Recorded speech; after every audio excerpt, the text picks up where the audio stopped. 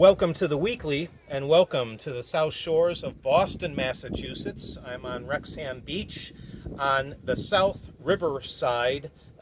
In the background, you will see the marshes, where I have been for about 4 weeks, and I have about another 4 weeks here at the Treehouse Retreat. So, this week's weekly, I just wanted to cover a couple different topics that have been on my mind and that have hit me this week while I've been in the studio, multiple studios, experimenting with mediums that I have only dabbled very little with. And I've been diving into these mediums. I've been learning a lot, and as I have been continuing to say, gaining new perspectives in these mediums themselves. I think I posted earlier in the week that I think part of the job of an artist is to stretch how we see reality. And that's exactly what these mediums have been doing to me.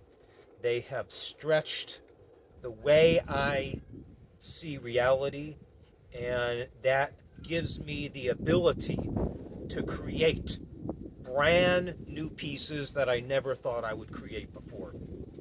So anyways, number one, I haven't mentioned this or talked about this for a while, so I wanted to bring it up with you all here today. Just to remind you that for every piece that is purchased on MatthiasStudios.com, one tree, at least one tree is planted. And depending on the size of the piece itself, more trees are planted from that one sale. So I thank you for all your support, for all your purchasing of the artwork that I put online, or those who visit my studio personally. And together we are planting trees to support Mother Earth herself. And I rededicate myself in this effort because lately I have been working a lot with earthen clay and forming artwork from the earth itself. Getting my hands into this clay has really reconnected me to Mother Earth. And many of you know that my art, in a very large part, emerges from the inspiration that Mother Earth gives me, especially since I have been living here at the Hermitage Studio and also here at the Treehouse Retreat. The Cloud of Unknowing series all emerged from my experiences here at Wrexham Beach and in the back South River on the marsh side. So I continue to really appreciate the direction creation itself gives me as I produce artwork. So again, I recommit myself to planting at least one tree with every purchase of artwork. And also, I give to the United Nations Fund, who they have a huge program in conserving the resources of Mother Earth. That's part of what they do. But again, they are also the peacekeepers of the world. They play a big role in peacekeeping. And just looking at what's happening in the Ukraine and across the world, the tragedies that are happening, the United Nations plays a huge role in trying to limit those tragedies and to eventually quell those tragedies, to promote peace amongst humanity as we share this earth with each other. So the second topic on my list this week is I've touched upon it very briefly in some of my posts on Facebook, and I just want to kind of bring it to another level and just fill you in that this new medium that I have been working in is molding me, and I'm molding it, and it's really progressing along quite well. I've been working very closely with the South Shore Arts Center, specifically Ann Conte has just been a great mentor of mine. I've been working closely with her, and I can't speak highly enough about the South Shore Arts Center and what they do and what they provide local artists and the community itself in bringing collectors into the fold and collecting original handmade art.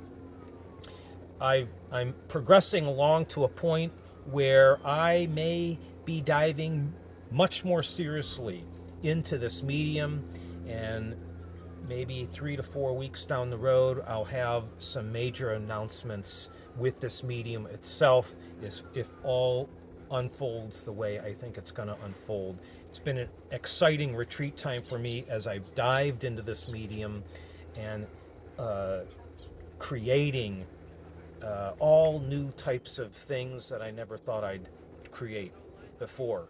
I've always been interested in pottery. My friend Gary Pletch from Penn Avenue Pottery in the Steel City of Pittsburgh, PA, he reeled me into the love of pottery so long ago, and I feel like he is emerging. He is a part of the work that I am now executing at the South Shore Arts Center. So it's been a very exciting retreat time for me as I've dived into this new medium and a few other mediums, but this has been my focus, or is becoming more and more of my focus while I've been on this retreat. And one more thing that really struck me this week, and I want to share with you, we've talked about this before many times, and that is the concept of a fair offer. I have prices on my website that the art is available at this particular price. And I have shared this with you before. If you are falling in love with a piece of artwork and you go, oh, you get intimidated by that price tag, do not be intimidated. Never be intimidated by the price of a piece of artwork. If you are falling in love with that particular piece of artwork, something is drawing you into that artwork, never hesitate, ever, to email me and to start a dialogue about that piece of artwork. What are you able to afford? How much is that artwork moving you? Yet you have to just say, you know what, I can have that, I'll take that piece, but at this price. I'm very serious about that. I've done it with many patrons who fall in love with a piece of artwork. I'm all about creating original artwork. If you notice on my website, I have very little artwork that is reproduced. Almost nothing is my photography is reproduced. But painting-wise, very little is reproduced. And if it is reproduced, it's shipped back to my studio, and I work and enhance that piece with some original layering of paint, so the piece itself almost becomes another piece of original artwork. I'm all about original artwork. I'm all about the hand and the hand producing that work. And I want people to fall in love with those pieces, and I want to share those pieces with others. So again, start a discussion if you're unable just to purchase it online. And that discussion is so important to me. My philosophy of life is, if you don't ask, if you don't start that conversation, you'll never know the answer. You'll never get feedback. So start the conversation. I had a very close friend of mine, very talented in her own way as an artist. She submitted a bid, very friendly. It was very friendly written, very inviting, very fair. And the clients didn't even have the graciousness to respond to her bid, to start a discussion about her bid. So again, the discussion is so important between the artist and the patron. I can't stress that enough. It's always been important. So I'll end on that note. Always talk with an artist if you're falling in love with their artwork. It means so much to the artist, and eventually it means something to the patron. I think it touches them more deeply when they have a discussion with the artist, when they're falling in love with a piece of artwork. So that's it for this week. And as always, stay creative, and I'll see you next week. I'm just going to step back here so you can enjoy some of the scene of the Marsh River as the sun starts coming down on this wonderful summer evening here on the South Shores of Boston, Massachusetts.